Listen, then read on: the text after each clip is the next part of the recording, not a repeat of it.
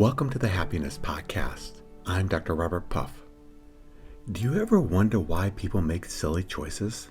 And when I mean silly, I mean really silly. Right now here in the United States, we're really having a problem with drug overdose, and the main drug that is killing people is called fentanyl. And it's all over the news, so why would anyone in this day and age experiment with drugs, particularly since they're so dangerous? For some people, their lives are so emotionally painful that they just want to feel good. They want a reprieve from that pain, so they turn towards substances to feel better. And sadly, they do work temporarily, but in the long run, they may kill them. But for a lot of people, this is not the case. For many people, particularly youth, it's out of boredom. They're just bored. They see people around them experimenting with drugs, and they want to try it. So they do. And sadly, some of them die, some of them become addicts, and many of them have very challenging lives for the rest of their lives because of that addiction that now they must struggle with. And if that addict is lucky, they may have someone in their lives that offers them a drug treatment program where they can go and work on their addiction and get over their physiological addiction to the drug that they're on. And they work for a while. And yet so many of them go back. It can be as high as 80 or 90% of people who go to drug rehab programs end up using again. Why would that be? And if you really talk to them, besides trying to numb the pain that they're feeling because of all that happened in their life, a lot of times they go back just because they're bored. They find life without the substance boring, so they want to feel that thrill, that excitement that comes from using the drug, and they go back to it. And as I said, sadly, often it kills them. Now, many of the listeners can't relate to this story because they're not addicted to hard drugs. But how often do we turn towards things because we're bored? I live in Southern California, not too far from Vegas, probably about a 4 or 5 hour drive. And though we have so many beautiful recreational areas, national parks, and natural wonders that are truly breathtaking, and if you go to these places, there'll be campgrounds, there'll be a few motels that are nice, but there's not a lot of them, and often there's space for anyone to go because they're not overcrowded. And yet if we go to Vegas, which has some of the largest hotels in the world, it's often packed every single weekend. Why would that be? Because we do like things that are thrilling, things that are exciting, and at this level, there's really nothing wrong with it. But when the boredom gets so strong that we need a Vegas weekend every single weekend, we can get in trouble, a lot of trouble. We can lose all our money in the casinos, or if we try to recreate it here by drinking and partying on the weekends, we in a few years can become an alcoholic or have a lot of collateral damage from all the partying that we've done. Or how about this one? Historically, for centuries and centuries, we had nature, we had our friends, we had books, we had good conversations with other people, and that's how we spent our free time. Now, because of the electronic age, we can truly never get bored because there's just something always to entertain us. But it's more than just getting bored. It's almost like we're addicted to being entertained all the time. And if there's a moment reprieve, we're going to fill it with something on our phone. The ways I've found this manifesting in more recent years is when I'm at a stoplight and the light turns green, the person before me doesn't go. They're not even looking at the light because they're on their phone. And sometimes you have to honk just to get them to realize that the light has turned color. We really struggle with being bored. And in order to fill that boredom, we have a lot of options available to us now. But my question today is, are all these options good for us? And the second thing, is there perhaps something good beyond the boredom? Something that we could actually embrace and be thankful for and even help us be happier human beings? So I'm going to say something really radical right now. And you may not agree with me, but I want you to at least consider it. I believe that we never need to be bored, no matter what's happening. And if we are experiencing boredom, if boredom is striking, then there's something wrong. Something we're doing and the way we're engaging with our world that is causing us to suffer.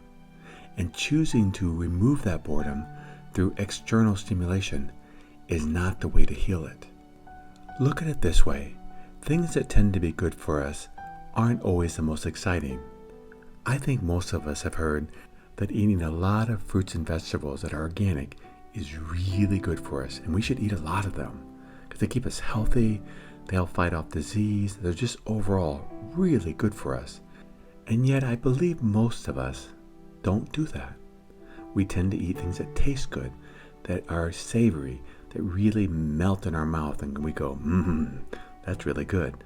I mean, for dessert, we could have a piece of celery or an apple, or we could have a chocolate cake that just is exquisite. And we're probably going to choose the latter because it's more exciting, it's more enticing, it's more wonderful, it's less boring. And yet the boring thing is good for us. Or what about this one?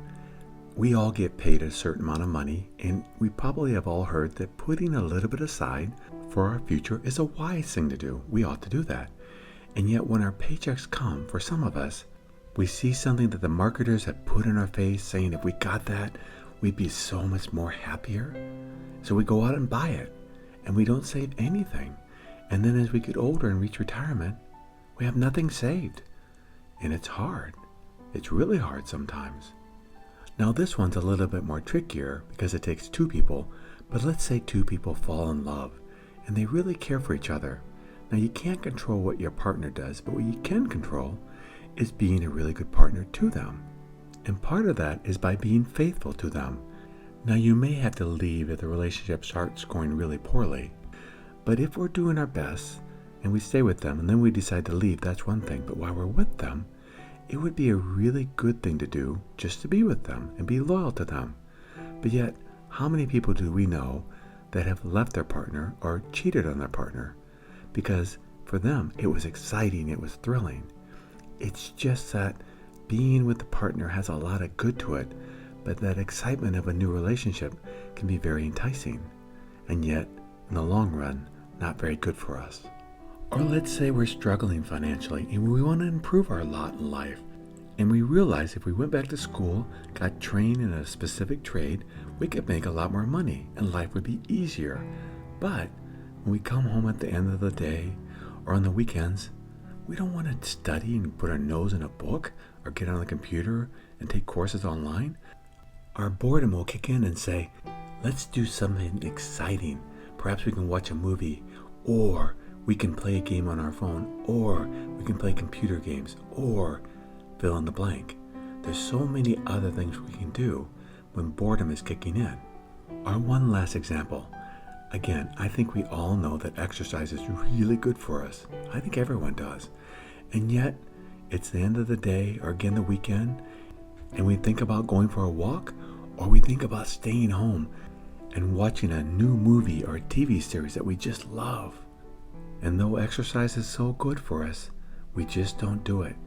Day after day, week after week, month after month, year after year. And then we start having health problems, and we wonder why. So hopefully I've convinced you that boredom, when it strikes, can create potentials for really bad decisions, or decisions that have consequences that can truly be not good for us. And yet, we can struggle so much with boredom. So, what can we do when boredom strikes? The first thing we have to do is look at the big picture. What I mean by that is, what are the consequences of our choices? When boredom strikes, when it gets strong, and we ask ourselves, okay, it's a Friday night, I have a choice to make. I partied last weekend, I partied the weekend before that, and tonight my buddies asked me to go out and party again. Now I could do that, or I could stay home and read a really good book, get to bed early, and wake up refreshed in the morning. And because I'm feeling good, I can go to the gym and get healthy and stay fit. So what happens when I drink week after week, and what happens when I go to the gym week after week? I mean, we all know the answer, but we do have to look at the big picture, because a lot of times when we're bored, we just do what we feel like doing right then to get rid of that boredom as fast as possible. And often the things that aren't good for us work the quickest. I'm sure most of us listening to this right now aren't major drug addicts, but they are super effective in that no matter what's happening, no matter how horrible life is or how boring life is, drugs take the boredom away, but with severe consequences. And that's why most of us never do that. But it's not just drugs. There's so many things like that that we turn to when we're bored that just aren't good for us. Again, think of it this way. Having a dessert once in a while is okay, but if we have a dessert every meal, 3 times a day, we're probably going to get heavy and fat and have all kinds of health issues. If we limit ourselves to say maybe once or twice a week or very little, then what we're going to find that we're going to stay healthy and fit.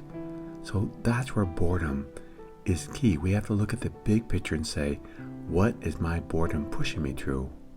And what are the consequences if I do this behavior over and over again? A lot of time our brain says, it's just one time, no big deal. But the problem with this is, thrills are exciting and we begin to crave them more and more. And then we get bored and we don't like that boredom. And so we have all these things we can turn to push it away. But many of these things we may be doing aren't good for us. So again, the first thing we do is look at boredom and say, okay, what are the consequences of the decision I'm going to make based on my boredom? And then the second thing is to realize that the things we're doing to distract us from our boredom sometimes stop working, and we have to find more intense things to turn towards to turn off that boredom. And that can be a very vicious cycle. The person who may come home and just smoke a joint or two may a few years later be a crack or meth addict because they just needed to increase the dosage of that thing which took away the boredom. If you have a choice between really rich food and really healthy food, the rich food is going to taste better, but it may make it so your taste buds get very used to the rich food, and that's all you're able to eat, because the healthy food just tastes so boring and bland. It's almost as if boredom creeps up on us and makes us make decisions that are worse and worse for us, not overnight, but slowly creeping in, slowly changing who we are. And if we're not careful, it can grow exponentially and get us in a lot of trouble. But I want to end with some good news, the third aspect of boredom. And actually, boredom is something that in many ways goes away, not by trying to remove it, but by embracing it. Meditation is probably one of the best things we can do for ourselves, psychologically, spiritually, in almost all aspects of our lives. There's so much research being done on it, living a mindful life, that makes our life wonderful when we spend time being present, being mindful, and meditating. And yet, in many ways, it's one of the hardest things for people to do, because it's so boring. And yet people like me, who have been living a mindful, meditative life for decades, find it wonderful. I actually choose to go away for a weekend or a week where I can meditate all weekend long and be still, and I love it. You may be saying, Dr. Buff, you're a nut. But it's true. I really do like it. The things that you call boring can be wonderful. You just have to stick to them. When we stick to things that seem boring, but we know they're good for us, we after time get used to them and we like them. It's really true. But here's one thing that can be helpful in that regard. It is obvious that, let's say, for example, we put in front of us a kale salad, or we put in front of us perhaps a really rich cake. I mean, the cake's probably going to taste better than that kale salad. But if we don't eat rich desserts very often, then the kale salad will taste pretty good. So that's a lot of life. We just stay away from the things that we know aren't good for us. Or if we do indulge in them, it's very seldom. Like, for example, if we like Vegas, maybe we'll go once a year instead of every single weekend. That could be very dangerous. If we like desserts, we'll eat them once in a while, not every meal. If we're going to work out, then we do that a lot more often, and our bodies get used to it. Our bodies will actually crave it. And so what we do is, when we are feeling bored, we just pause and we say, okay, what are my choices here? And what good choices could I make with this boredom? And how could I, if I stick with making these good choices, actually come to believe that the boredom will go away, not through removing the boredom, but by embracing the boredom? When we embrace our boredom and find things inside of us that are pushing us down a path of health instead of destruction, then we'll find that our lives can keep getting better and better until the choices we make never involve ones of boredom, and instead we find that every choice we make is a beautiful adventure of a rich life no matter what's going on. That's the path of a happy life. Thank you for joining me on the Happiness Podcast.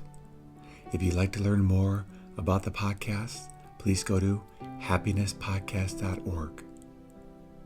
And until next time, accept what is, love what is.